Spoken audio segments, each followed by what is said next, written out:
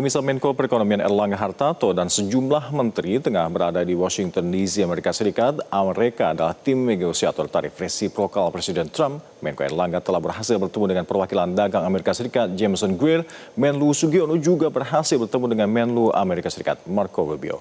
Top Report melakukan jejak pendapat sederhana melalui media sosial dengan pertanyaan, Anda optimis jalur diplomasi dapat melunakkan tarif Presiden Trump?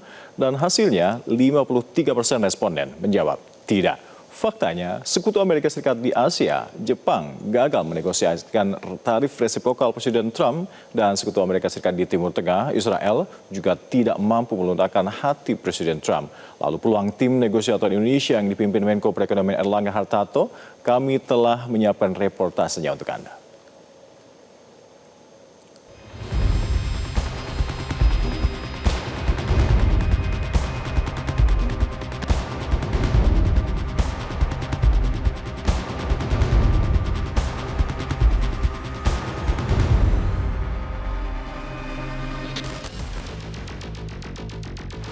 Keberangkatan sejumlah menteri dan pejabat tinggi ke Amerika Serikat pekan ini menjadi sinyal keseriusan pemerintah mencari solusi atas tarif resiprokal yang dikenakan Presiden Trump ke puluhan negara di dunia. Di Washington DC, pemerintah Indonesia akan bertemu US Trade Representative, yaitu lembaga tinggi negara yang mengurus kebijakan perdagangan internasional Amerika Serikat. Selain menjadi pembisik utama Presiden AS untuk perdagangan internasional, USTR juga berperan sebagai negosiator utama dengan negara lain.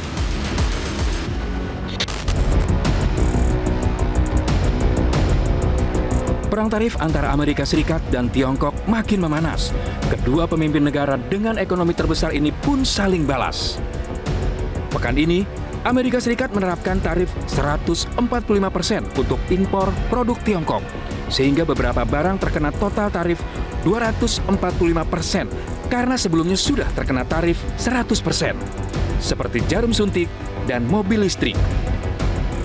Tiongkok pun balas menerapkan tarif 125% untuk impor produk Amerika Serikat. Pemerintah sudah menyiapkan amunisi sebelum tim negosiasi berangkat ke Washington DC. Pertama, revitalisasi Perjanjian Trade and Investment Framework Agreement atau TIFA karena banyak isinya yang sudah tidak relevan lagi. Kedua, memberikan proposal deregulasi non-tarif measure atau NTMS melalui relaksasi tingkat komponen dalam negeri atau TKDN di sektor teknologi informasi dan komunikasi. Ketiga, meningkatkan impor dan investasi dari AS lewat pembelian migas. Dan keempat, pemerintah menyiapkan insentif fiskal dan non-fiskal melalui beberapa strategi dan penurunan biaya masuk, PPH impor atau PPN impor untuk mendorong impor dari AS serta menjaga daya saing ekspor ke AS. Kita tidak sebanding dengan Amerika Serikat dan juga dengan China. Maka yang dilakukan oleh Indonesia dan juga mayoritas negara-negara ASEAN, bahkan seluruh negara ASEAN sudah sepakat bahwa kita akan melakukan negosiasi, bukan retaliasi. Apalagi kalau kita melihat ya untuk Indonesia sendiri, produk-produk yang terkena dampak tersebut, ya produk-produk ekspor unggulan kita, itu yang tidak berkompetisi langsung dengan Amerika Serikat.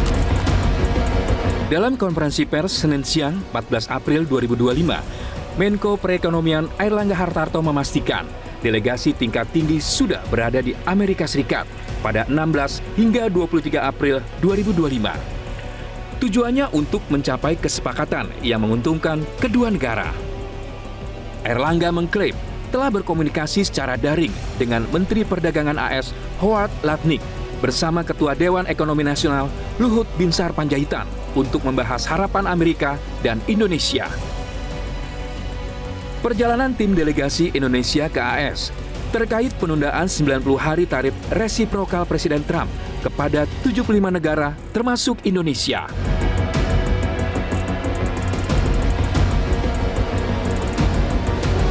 Menko Perekonomian akan memimpin tim negosiasi.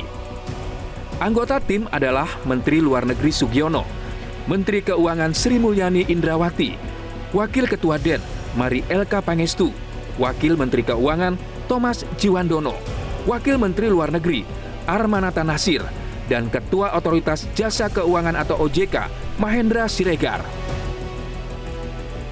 Airlangga menyebut akan ada 2 hingga 3 kali pembicaraan untuk mendapatkan hasil negosiasi. Kemungkinan hasil negosiasi bisa jadi berupa perjanjian dagang, semacam free trade agreement. Yang paling penting adalah memastikan bahwa memang mereka datang tidak dengan tangan kosong. Satu ya, dari dalam internal kita sudah konsolidasi sedemikian rupa. Yang kedua, di sana yang menerima adalah yang setara, yang selevel, yang kemudian bisa mengambil posisi pengambil kebijakan gitu ya, ataupun juga yang memiliki lobby sedemikian rupa kepada Presiden Trump gitu ya, ataupun yang punya posisi untuk mengambil kebijakan seperti itu. Menlu Sugiono mengawali maraton negosiasi dengan bertemu Menlu AS Marco Rubio di Washington pada hari Rabu setempat. Kedua Menlu diberitakan membahas tarif resiprokal Presiden Trump dan hubungan dagang yang lebih seimbang. Namun belum ada informasi apakah pertemuan Sugiono dan Rubio menghasilkan penurunan tarif terhadap Indonesia. Menko Perekonomian Airlangga Hartarto juga bertemu dengan Kepala USTR Jameson Greer. Airlangga menyatakan Indonesia sudah menyampaikan argumentasi dan hasil negosiasi akan diputuskan 60 hari ke depan. Bila Amerika sudah diberikan tarif berimbang, maka Indonesia juga mengharap kepada 20 produk unggulan Indonesia yang ekspor ke Amerika diberikan tarif yang seimbang pula. Dan tarif tersebut tidak lebih tinggi daripada negara-negara pesaing Indonesia. Tidak mudah melobi pemerintahan Presiden Trump. Jepang saja yang terkenal sebagai sekutu Amerika Serikat gagal mendapat keringanan tarif. Padahal utusan pemerintah Jepang sudah menemui Menteri Perdagangan, Kepala USTR, hingga penasehat ekonomi Gedung Putih. Sekutu Amerika Serikat di Timur Tengah, Israel, juga gagal mendapat keringanan tarif. Padahal Perdana Menteri Israel Benjamin Netanyahu bertemu langsung Presiden Trump di Gedung Putih. Upaya Indonesia melobi penurunan tarif impor Amerika dinilai tidak akan mudah. Ekonom Bima Yudhistira justru menyarankan pemerintah menggunakan narasi geopolitik sebagai alat diplomasi. Isu yang cukup krusial adalah hambatan bahwa Indonesia sudah terlebih dahulu bergabung ke BRICS. Nah, ini harus dijawab juga bahwa Indonesia tidak pro terhadap kepentingan Tiongkok sebenarnya.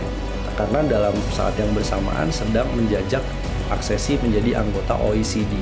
Nah, pentingnya Indonesia tetap dipandang sebagai mitra strategis Amerika, tidak condong kepada blok BRICS. Ini adalah salah satu tantangan terbesar dalam negosiasi. Salah satu persoalan yang mempersulit negosiasi tarif resiprokal Presiden Trump adalah kekosongan kursi Duta Besar Indonesia untuk Amerika Serikat.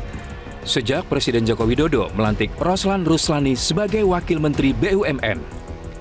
Padahal Dubes dapat berperan strategis memastikan tim negosiasi tarif resiprokal Trump berhasil menjalankan misi diplomasi. Dan bagaimanapun fungsi ini penting gitu ya, untuk memastikan tadi sebenarnya kayak tadi ya, komunikasi kita dengan persiapan tadi tim yang datang gitu kan, itu juga difasilitasi oleh Dubes ya. Hubungan bilateral, personal Dubes yang mungkin dibangun selama di US itu kan menjadi penting ya, jadi kunci. Kemudian bagaimana dia melobi supaya misalnya tim ini bisa diterima yang selevel gitu ya. Komisi 1 DPR berencana memanggil Menteri Luar Negeri Sugiono pekan ini untuk membahas posisi Duta Besar untuk Amerika Serikat. Ketua Komisi 1 DPR, Utut Adianto, mendesak pemerintah segera mengisi pos-pos Dubes yang kosong di beberapa negara. Pos-pos menteri ini yang kalau bisa segera diisi.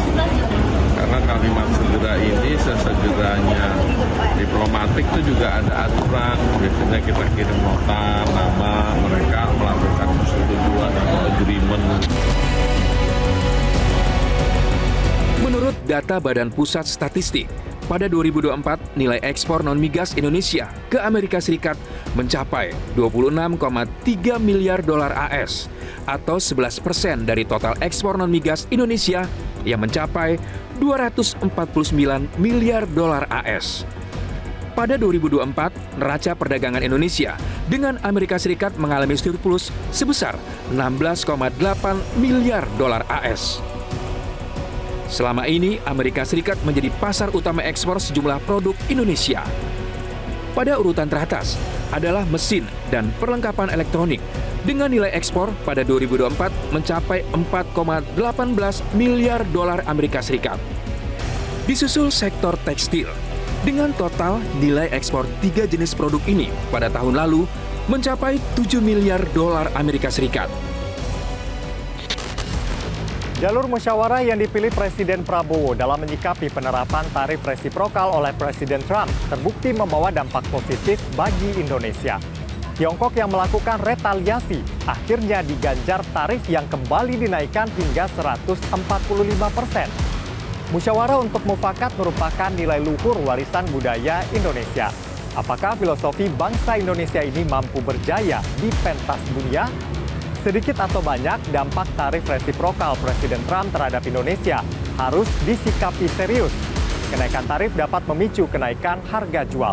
Di tengah melemahnya daya beli baik lokal maupun global, kenaikan harga akan menurunkan daya saing produk Indonesia. Bila permintaan turun, keuntungan produsen akan turun atau jumlah produksi harus ikut turun dan berpotensi memicu PHK.